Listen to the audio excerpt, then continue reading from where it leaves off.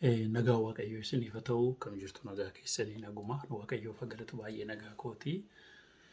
Barumsa keenya immoo waa'ee miira ofii to'achuu irratti, waa'ee aarii irratti yeroodhaa gara yerootti barachaa jirra. Barreeffamaanis sagaleedhaanis barachaa jirra. Waaqayyo nu gargaaree baay'ee gammadaa. Baay'een keessan dhaggeeffattanii karaa keessas kan isin naa barreessitanii koomentii irrattis kan isin naa barreessitanii baay'een jajjabeessaa isin barsiisuu kootii fi kan na gammachiisu kennaan kana gararraan hin jiru.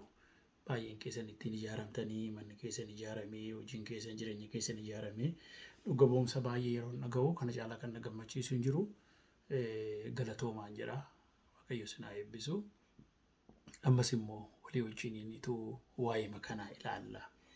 Aariin kun maa inni isa jedhu ilaalla.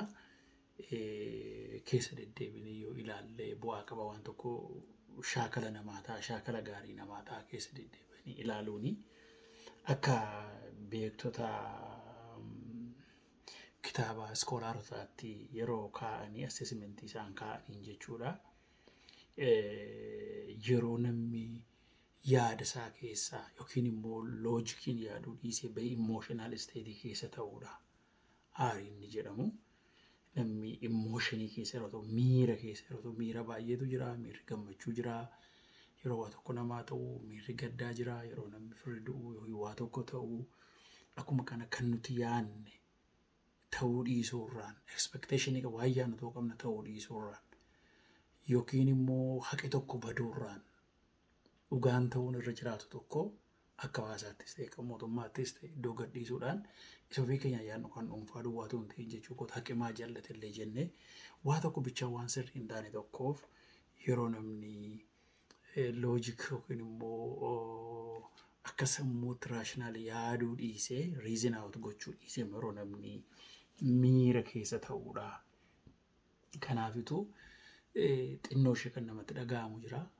Yeroo xinnoo namatti dhaga'amu sana dammaqnee hubannee yoo waan kana keessaa envaaroomentii sana naannoo sanarraa yeroodhaaf bahuu baannee of to'achuu baannee waan xinnoorraan ka'ee dabaraa deema miirri namaa kun gara dheekkamsaatti guddata.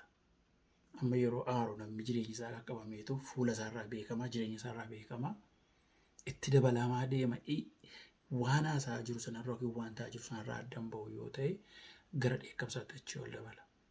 Dheekkamsa jechuun jecha gaarii miti, jecha gadhee sammuu namaa keessa sila waa'ee waan sanaa taa'ee kan jiru, waa'ee nama sanaa taa'ee kan jiru, sammuu keenya keessa amaa gidallaa kan jedhu isa ijoollummaa keenyaallee istoor godhee akka nama baankii kaa'u barreessuun hin barbaachisu. Achi keessa waa'ee nama sanaa baasee, achi keessa waa'ee haala sanaa baaseetu waan gaariitu hin ta'e waan gadhee yeroo akkasii kan goote yeroo akkasii kan godhe yeroo kun yeroo akkasii akkas ta'ee jennee baasnee dheekkamsa jalqabna jechuudha. Dheekkamsa gaafa jalqabnu immoo namni nuyi itti dheekkamnu galagalee waan hin taane jechuu danda'a. Yoo gareedhaan ta'e gareen nuti irratti waan hin taane dubbannu sun deebi'ee waan biraa jechuu danda'a. Achirraa immoo maal ta'a jechuudha. Fuurii kan jedhamu FUR waa akka gara maraatummaa temporary madness gara yeroodhaaf dambanyama maraatu ta'utti nama geeddara jechuudha. Isa ganna outrageous jedhamu karaa irratti aarii keessa ba'anii makiinaadhaan wal rukutu. Makiinaadhaan makiinaa walii rukutu aariidhaan gaafa meeshaa harka jiru meeshaa tokkos dhagaadhaan maaliin bakka completely yeroo muraasaaf maraatu ta'u. Karoorri isaa, yaadi isaa, wanti inni ijaaraa jiru, wanti inni godhaa jiru hundumtuu hafee yookiin du'uu dhufa, yookiin mana dhaagaluu dhufa, yookiin jireenya isaa qaama isaa keessaa waa tokko hir'achuu dhufa. Yeroo normaali yaaduu dhiibnee akka maraatu imooshinaal isteetii keessa ta'an yeroo akkas taanu sana dammaquu baannaan jechuudha. Akka aaraa jiru dammaqnee barree haasaarraa jecharraa of qusannee keessaa hin baanu yoo ta'e namni kontirool nu godhu hin jiru. Utuu aaraa jiru ani aaraan jiru jennee kokkorraa. Keessumatti namni maaliif aarta namaan jechuu yeroo sana baay'isee barbaachisaa miti. Akka namni sun aare barree ati aaraa jirta qabbanaa'e maaliif aarta jechuurraa haala namni sun sanarraa adda bahu. Yookiin immoo haala namni waan sanaaf yeroodhaaf qabbanaa waan tokko yoo irraa ciisuudhaan waan tokko gochuu baanne barumsa kana baratanii warri qaban aarii kaasutu hin ta'in aarii qabbaneessu. Yoo ta'u baate aariin hin darba. akkuma namni yeroo kolfi darbu nama kofalchiisu namni aarus immoo nama aarsa hin darba jechuudha. Darba waan ta'eef gara dubbii gadheetti deema waan ta'eedhaafi guutummaa dhagna keenya dhuunfata sammuu keenya foon keenya hunduma isaa dhuunfata jechuudha. Jireenya keenya hunduma isaa dhuunfateetu yeroo irraa ka'ee wanii dhufe hamma 100 achi ol ka'a jechuudha bakka. Biyya kanaa mataa yoo si dhukkube hamma 18 digirii kaa'u isaan 10 irra jiran nan baay'ee si dhukkuba. Taree 5 gattaanan immoo miti. Kanaafitu as tokkorraa ka'ee sila nagaa ture 0 irra tokkorraa ka'ee 10 irra achi ol ba'a jechuudha. Dambanyaa maraatu nama godha jechuudha. Kanaafitu yeroo sana keessaa yeroo gabaabaadhaaf yoo namni biraan isaa nuti dubbachuu baate waa tokko jechuu baate yeroo gabaabaa sanaaf akka maraatu yeroo taa'amu sana keessatti namoota hundumtuu barumsa kana baratee hubatee aarii walitti kaasuutu hin ta'in yeroo tokko aarummoo tokko tasgabbaa'ee waliif yoo qabbaneesse malee yeroo miira aarii sana keessa galee jiru neuroendocrine process wanti jedhamu jira. Keemikaalli dhagna keenya keessa faca'u.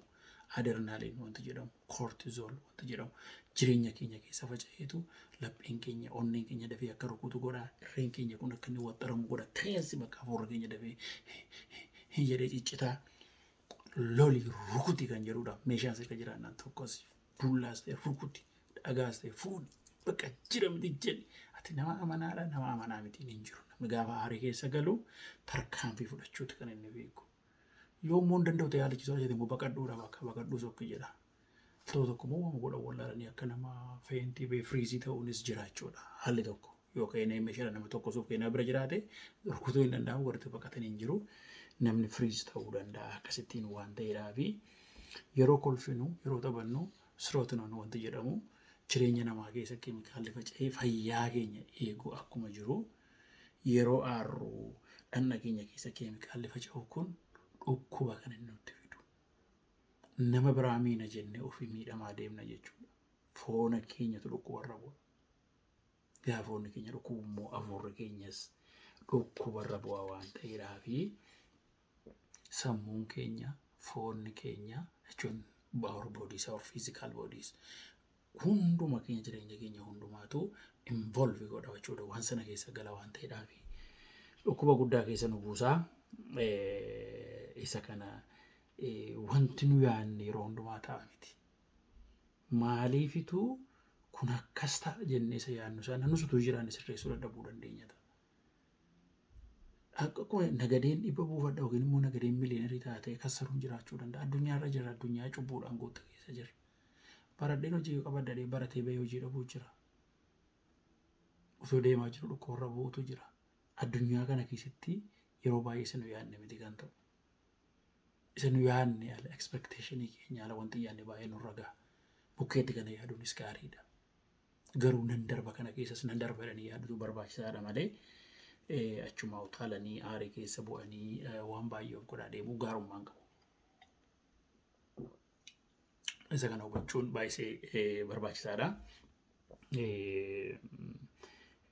Keessi keenya nu dheekkama wanti nu yaadne gaafa ta'uu didu. Mana keessatti abbaan ijoollee isaa akka isaan yaadan gaafa yeroo baay'ee akka nu yaadne nuun ta'an ijoolleen keenya. Sammuu mataa isaanii qabu isaanis gorsinee wal amansiifnee akkas ta'e jennee waliin deemna malee yeroo ijoollummaa isaanii irratti dipendentii ta'an yeroo isaan waggaa garaagarii ta'uu danda'a. Erga isaan guddatanii darajaa inni yaaduu danda'an waggaa 15-16 ta'a yeroo isaan deemanii mariidhaan wajjin haasa'uun nurra jiraata malee dheekkamsumaan kaanee waan barbaade godha yoo jenne isaaniinis miinee ofii keenyas miidhamna.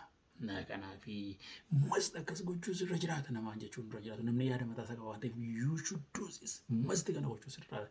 Maal qabatu akkas goone jennee woordii keenya jecha keenya neutral yoo goone yoo namni sun gochuu baates ta'uu turre tanne seeraan keenya waan ta'eef badaan aarsuu hin eekkamsiisu. Kanaafi kana hubachuun baay'ee gaariidha. Lamaffaas immoo deebi'ee amma yeroo kana yaadi koo maal keessa jira jennee waan keessa jiru yaadutu nurra jiraata. Stimulus wanti jedhamu jira. Fakkeenyaaf namni tokko ganama gaafa manaa bahu haati manaaf abbaa manaa walitti bu'anii baay'ee ta'e yeroo konkolaataa oofanis konkolaataan nagaa oofullee waan isa aarsuutti fakkaata. Yoo konkolaataan dhufee bukkee darbe aaruu jalqaba. Yoo waa tokko ta'e aaruu jalqaba. Lafa hojii dhaqee jeeqamuu jalqaba.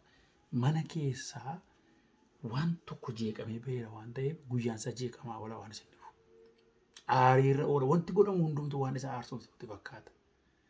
Yeroo hojiidhaa ba'aa jiru alaqaa isaa hojii walitti dubbateera yoo ta'e yookiin immoo lafa hojiitii nama wajjin hojjetu walitti dubbateera yoo ta'e gaafachi bee konkolaataa oofu taaksiin deemus otoobusiin deemus maaliin deemus wanti namni godhu hundumtuu isa aarsuudhaan waan godhate fakkaata. Yeroo mana ga'us mana jeeqa. Sammuunsa sila keessa isaa kan jiru keemikaala achi ol ka'eera. Kaalmin taane gadi hin buune waan ta'eef wanta godhamu hundumaatiif jeeqamaa deema. Amma iddootti hin deebine narviin isaa sila iddootti hin deebine keemikaala sila keessaa ka'e waan ta'eedhaaf wanta hundumtuu jeeqaman. Kanaaf ganama kee yeroo kaatu sirreeffadhu. Inni amantee jirtu kadhadhuu bahee waaqayyoon. Waaqayyoon namni amanee hin jirre hin jiru hundumtuu amantii qaba. Islaamni sagadaa, inni ortodoksiin sagadaa, inni biraan sagadaa. Guyyaa keessa waaqayyootti ganna qulqulleeffadhaa ba'a. Aariidhaan manaan bahina. Abbaan manaa isaati manaas ijoollee isaa artanii ganama aariidhaan manaa baatanii hin fiiginaa. Deebi'ees immoo yeroo hojiidhaa baatan sammuun koommattam jedhaatii tasgabbaatii isa iddoo tokko jeeqamtan karaatti yeroo konkolaataa ooftanii konkolaataan deemtan jeeqaa deemuu yeroo mana galtan mana keessan jeequurraa jireenya keessan hubadhaa maaltu akkas na godha jedhaa yaada. Al tokko muudiin koo sirrii miti yeroo nam keessa isaanii nagaa ta'uu jira miti. Fakkeenyaan namooti bebbeekamoonni waa'ee aarii irratti dubbatan yoo ilaalle Taalmud macaafa warra Ibrootaarraa Taalmud macaafa jedhamurraa aariinii ogummaa keessa namaata guddachaa jirutu balleessaadha. Ogummaan badeennaan namni gowwaa ta'a. Aariin immoo jedha Solomoon ilmi Daawit bu'aa gowwootaa jira waan ta'eef nama aaruu hiriyaan godhatinidha. Dhuguma yeroo nama aarra taanaan ogummaan durqaa baddeetiin gowwaadha. Waama namni jedhee faarra yoo ta'e nama kabaji malee namni si haa kabaju jettee maal yoo ta'e namni na kabaje jetteetti miti namarraa eeggate. Na kabajuun kun gowwummaadha dhugaa ta'uuf yoo ta'e. Namni taayitilii keessa maqaa keessan booddee kan jiru paastariis, maastariis, dookterii dhiisee maqaa keessan yoo seema what's wrong? Maanni dogoggora kana mara koo maalii qaba kun? Ati karaa kee respect nama kabaju malee namni na kabaju tura jettee miti namarraa eegda. Nama jaalladhu malee namni na jaallachuu tura jira jettee miti namarraa eegdaati. Kanaadha amma kan rakkoo ta'u dhugaa ta'uudhaaf yoo ta'e jechuudha. Iddoon annan barbaachisa jennee iddoon ofii ilaannuudha. Filamuun dhabee filmaatan dhabeedhanii kan namoota haranii maratanii fi iddoo ati namalee mootiin maal jaallataa jedhee haamaan sammuu isaatti gaafa yaadu. Dogoggora gowwummaa jechuun kanaadha. Namni isin na jaallatanii yaaddan isin jaallatu. Isin wajjin kolfee maal jedhee isin na jaallatanii yaadina. Isin yaada nama rispeektii godhu iddoo kennuuf kan biraa qabaachuu danda'a. Kanaafitu aariin ogummaa nama keessaa balleessee hacuucaa deema. Raajii jalaa mul'ata balleessaadha. Raajiin aaruu mul'ata harkatti bada. Raajonni kana dhagaa hin aartu taanaan tarii namni sobaadha isiniin jechuu danda'a. Raajiin isaa dogoggora jechuu danda'a. Raajii hundumarraa tamiti baay'isa wayii. Otoo akka bara kanaa ta'e raajii yoonaan sobaadha. Isinii galee maaliifi naannawween hin baddeedhee lallabee guyyaa 40 gidduutti naannawween garagaltii hin baddeedhee kaasan kan biilatan immoo waaqayyoon dhiise. Raajiin isaan ta'anii jechuudha isinii galee raajii gooti. Inni silaa badii isaanii eegaa isaan immoo baduu oolan. Kabarana sobaatti lakkaa'ama jechuudha. Kanaafuu raajiin nuraanii hundumatu taa'aa miti. Waan akka jedheen ture hin ta'e jechuun hin daa'uun raajii sobaatti kan nama geessu kanaadha. Akka namni irraa deebuuf akeekkachiisaa akka immoo waa tokko ta'uufitu dursee namatti makanadhaa jedhee. Mul'ata kana jalaa badagaadha aartii urtaatan. Raajonni macaafa qulqulluu jiran tokko yoo raajii sirriidha kan jedhaman jiran bara isaaniitti. Yesuus Kiristoos iyyuu seexana baasa jedhamaa ture. Isaan waaqayyo wajjin sirrii ta'anti kan isaan deeman malee nama biraa approovaalii argatanii raayit jedha deeman miti. Kanaafitu of eeggachuun gaariidha jechuudha. Namarraa approovaalii barbaadu taanaan tajaajiltoonnis warri biyya geggeessanis warri geggeessaa warri jirtanis meeshaa daabbee taatu namarraa approovaalii barbaadu taanaan. Waan hojjechuun seera jiraatu hojjedhaa. Amma dandeettii keessanii hojjedhaa.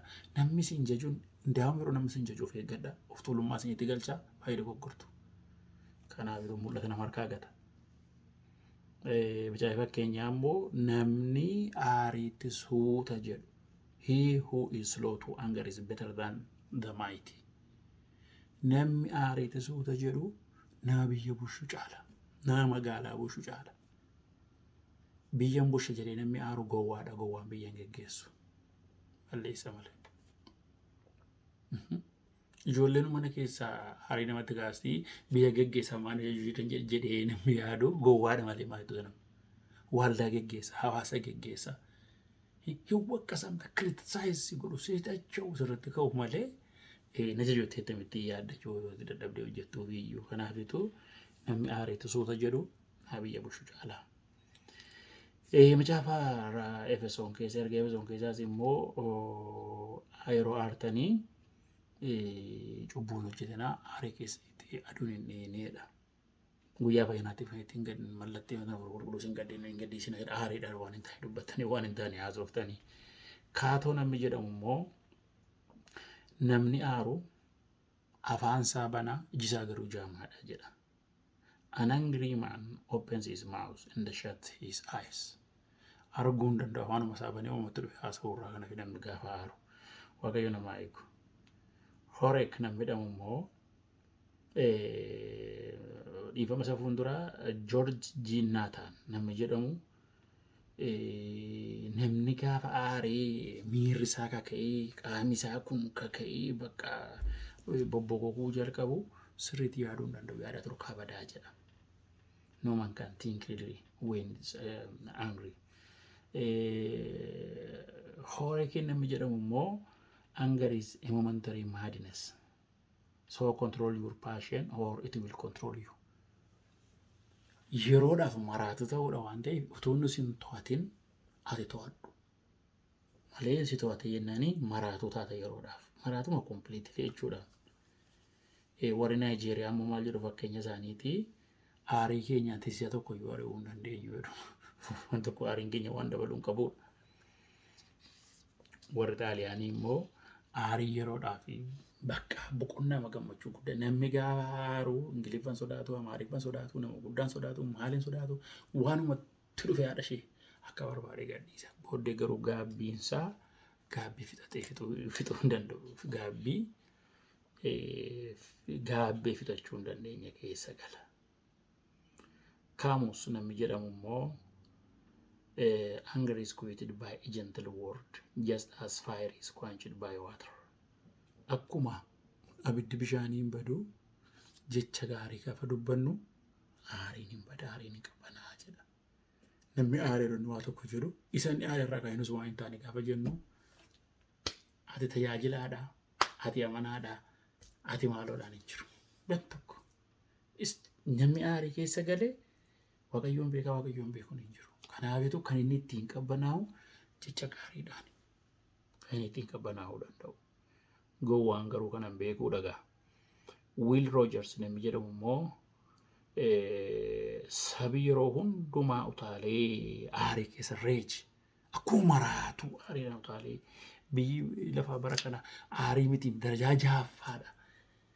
Outrageous ta'uun darajaa jahaffaa darajaa dhumaati. Darajaatti maraatuma masaruma keessa ba'anii nama ajjeesu yookiin nama ajjeesuu waan hin taane mana gubuu maal balleessuu keessa galanidha. Waanuma hin taane godhanidha. Kanaafi namooti kana godhan akka pileeniinii baadlaanne iddoon taanetti dhufee bu'ata naannoo aeropilaaniinii ofiisiin gubataa nama keessa jiru sin fita. Kanaafitu sabee aluma tokkoon utaalee aarii isa maraattummaa keessa galu akka aeropilaanii iddoon taanetti bu'ee mi'a sunis badee namas balleessu akka kanaadha. Akkuma sabaatti aariidhaan saboota maraatan jiru. Akkuma aadaatti jechuudha. Waati suuta jechuudha tasgabbaa'uu sabii hin dandeenye. Amantii Budaa warra hordofan immoo Budaa jechuun sinisa biyya keenya nama nyaatan jechuudha. Budaa imaanotiin kun warra Eeshiyaa keessa biyya Eeshiyaa keessa baay'inaan jira kun. Baay'inaan Hinduizimii keessa warra biyya Hindiis jira biyya Chaayinaa jira. Biyyoota Eeshiyaa keessatti baay'ata amantiin Budaa kun maal jedhu jechi isaanii. Namni yeroo hundumaa aariitti jechuudha. Ariifatu namni aaru akka nama abidda giimiin jedhamu giimii abidda isa giimii jedhamu kasalarraa fudhachuu dandeessu. Giimii nama biraan gubadee harkatti baatee deemu. Nama biraan gubadee namni giimii baatee deemu nama biraa miti kan inni gubu dursee of guba. Ofuma isaa guba. Saniif agaluu. Kanaafitu hubadhuudha. Marzii nama biraan obaasanii ofii dhuguudha. Waatu si jalaa badee aartataa yeroo aartu immoo keemikaalidhaan nama keessatti ol ka'u siin dhukkubarra buusa. Dhukkubarra si buusa siin. Nama biraan miidhaadhaan ofii keetii miidhamaa jirta foonii hafuura keetti. Kanaaf aariidhaan waa tokko argachuu hin dandeessu ofii keetii of balleessaa jirta malee. Waa dhabdee inni sun maas irra jiru aartaa yookiin dhattee waa tokko goota yookiin seeraan itti gaafatamtaa yookiin immoo ofii keetii dagaa tokko irra buuta. Sila waa torrate jetteeti ammoo deebitee waan biraa keessa galta. Waaqayyo hubannaa nuuf laatu. Nama mo'uu miti. Dura of moonee nama biraan miidha jennee marzii warra dhunnu waaqayyo nu taasisan. Marzii dhunnee jireenya keenya warra miidhu jechuudhaaf. Gammannee kolfinee keessa keenyatti inni nagaa burqisu inni qaama keenya fayyaa kennu nu keessaa haa ba'u malee marziin daanuu keessaa baanee kan biraan miidhannee ofii miidhamu waaqayyo kanarraa nu haa oolchu. Eebbifama.